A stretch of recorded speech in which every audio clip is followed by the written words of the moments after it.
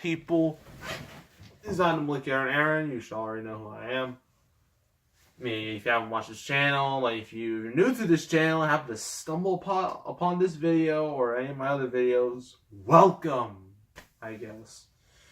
So it's review time, and review time is now, and we're doing a movie. Tim Burton movie, because we don't do enough of those. I don't think we've done any. Have we? I don't think. Oh, the Tim Burton Batman! I just remembered that. I don't have Batman Returns, though. Anywho, we're doing a remake. And this remake is not Alice in Wonderland. I'm glad it's not. It is Charlie and the Chocolate Factory. Made by Tim Burton, starring frequent Tim Burton collaborator, Johnny Depp. And I'm going to read you the back before I explain anything else. If you want to pause it, go right ahead.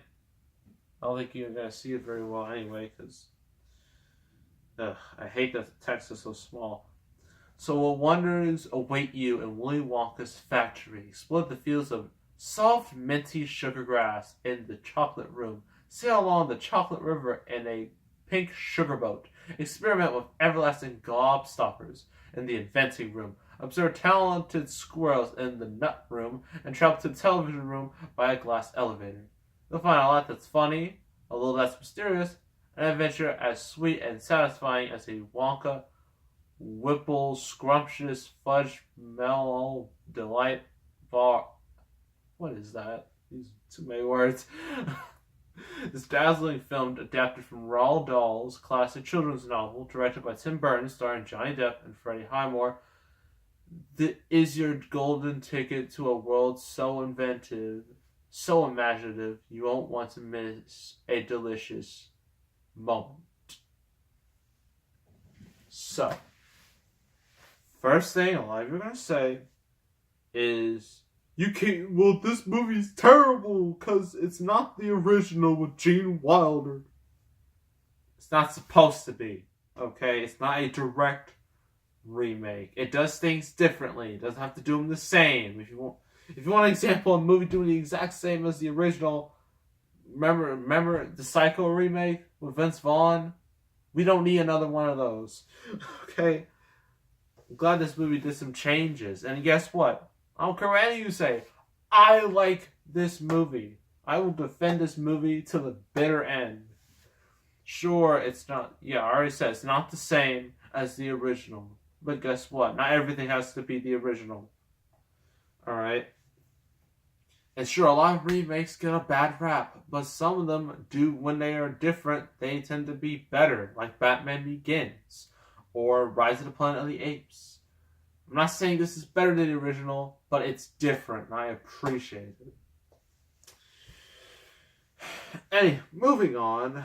So, if you don't know the story, you have this young boy named Charlie. He's poor. He's in a tilted home full of like a bunch of his family. And Willy Wonka, which is just can't talk today. And what is it? And the whole thing's like explained in a flashback. So in a flashback, Willy Wonka has his chocolate factory. Well, actually before that, he was a kid. His dad was a dentist, which means no more candy, obviously. So Willy decides, screw you, Dad. I'm gonna eat candy. I'm gonna be obsessed with candy. And so he goes, and then when he comes back, the house is just gone somehow. I don't understand. But then then later on, he goes to the wilderness. It's this tribe of things and these Oompa Loompas. And he's like, you can work for me. You get all the coca beans you want, because these Oompa Loompas, they love them coca beans. They worship them. Literally. And so that happens. Then he has his shop. Well, not a shop. He has one of the things he has is a shop. Well, he has this factory where he makes all of his candy. And he has all these trucks, a bunch of workers, all this big old candy. This weird candy. Some of this candy is alive, which concerns me. I'm surprised nobody's been sued. But eventually, there's deception in, his field. People start stealing his recipes and make their own candies. And then Willy Wonka realizes this and just like, I'm closing the factory forever. Everybody gets laid off. And the factory's closed for a while. But then, for some reason, he decided to open it again and have 5 Wonka bars, which have golden tickets. If you get this golden ticket, you get a trip to the factory. And these 5 kids, see right here? 5 kids win. And they all have certain traits. One is, well, let's just say, like, most kids, like, in this era, because this was 2005, this is the Edge era, the Shadow the Hedgehog era, everything had to be edgy. This kid definitely, has that to him. He loves violent video games, he mumbles a lot. Well, at least that's what Willy Wonka says. So, yeah. Got the fat kid. He loves candy and eating, and he literally ate a part of the ticket. That's how much he loves it. I already mentioned Charlie. Poor. It's like happy-go-lucky. His dad originally worked like a toothpaste factory, and then because of machines, of course, he got fired. And I'm afraid that might have happened in the future. Yeah, this girl, all she does is chew gum all day long. It's disgusting. And she's also very skilled at the karate. Has a bunch of trophies.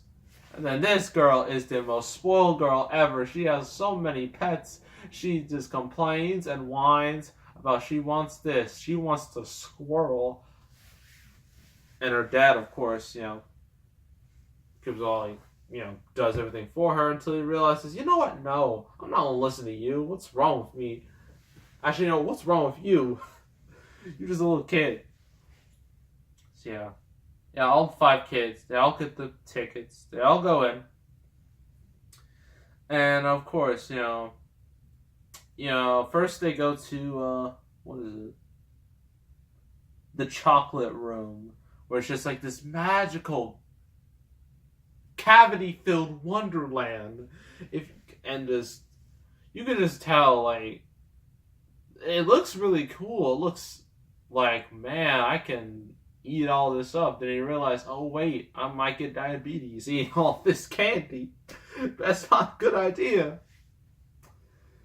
I mean, if I was there, I'd be very tempted to eat a lot of things, but then I would have to tell myself, maybe that's not a good idea. But of course, the fat kid, whose name is Augustus, he goes ham. He just eats the grass, which is edible. Just everything. He starts eating chocolate from the river. He falls into it. He gets sucked into a pipe. And then he starts floating away. And in all of these moments, the Oompa Loompas do a song, of course.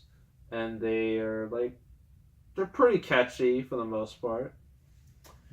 So that's the first room. Second room is the inventing room, where you have a bunch of inventions and whatnot. And the bubblegum girl, I'm just gonna call her that, she starts to eat this gum, and it's like a all flavor gum. It's like breakfast, lunch, dinner all in one gum, which sounds kind of amazing, but I'd never eat it personally. I prefer eating more food, that way my stomach is actually filled instead of one piece of gum. Then when she reaches the blueberry part of the gum, well, she turns blue and she literally swells up like a blueberry. Literally. So it's a giant blueberry, and then they have to roll her off and go to the juicing room, which sounds horrible, but it's mainly just squeeze all the juice out of her, because there's a lot in there. So yeah, that's the second room. Third room is the nut room. Got a bunch of squirrels, and they crack open nuts. If it's a bad nut, it gets thrown into the garbage chute. So this spoiled kid, she's just like, I want a squirrel. I want a trained squirrel. And then like Willy Wonka's like, they're not for sale.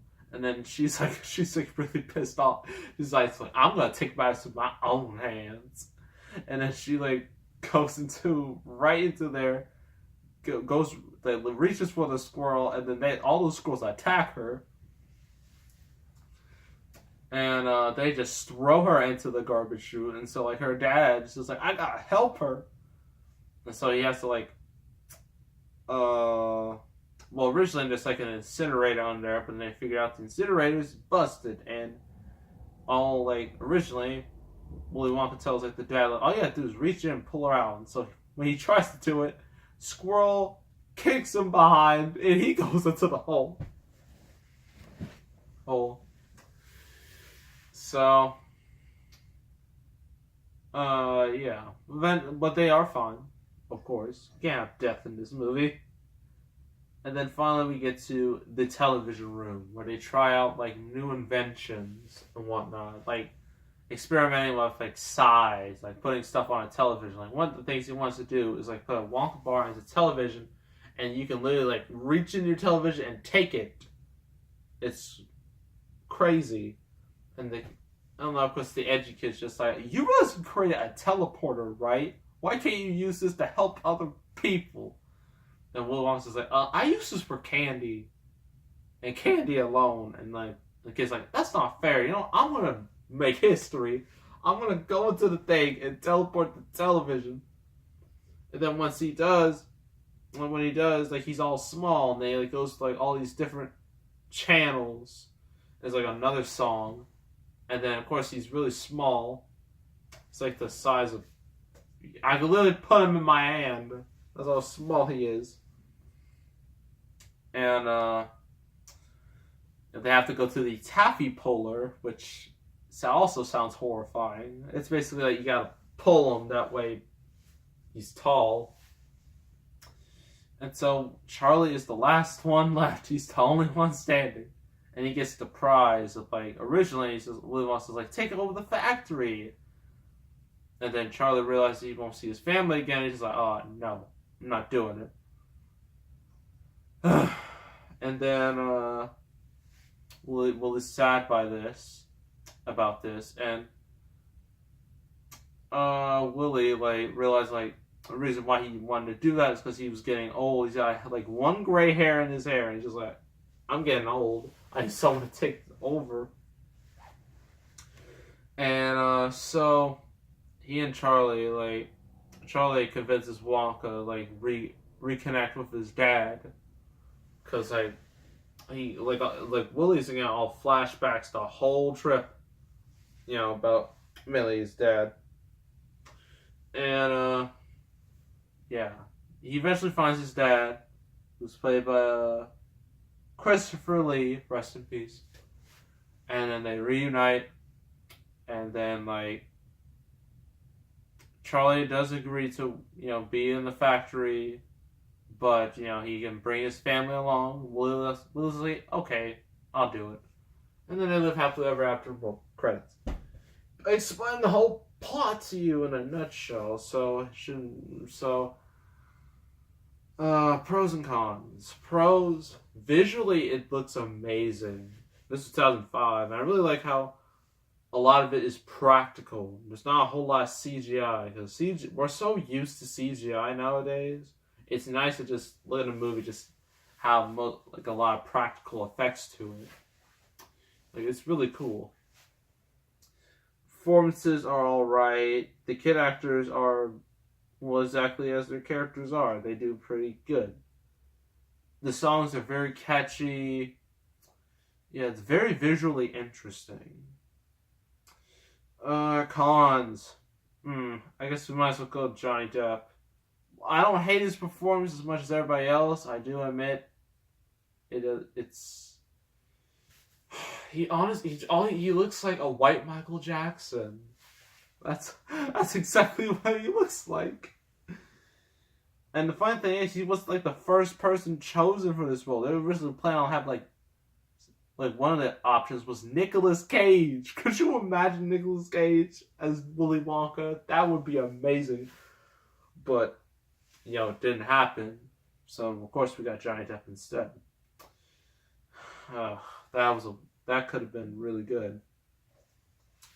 I guess that's really the only flaw. Anyway, the story is simple enough. It's definitely like for kids. Yeah. Wait a minute. I'm looking at the rating PG for quirky situations. Well, I mean, this is a candy factory, so I guess that makes sense.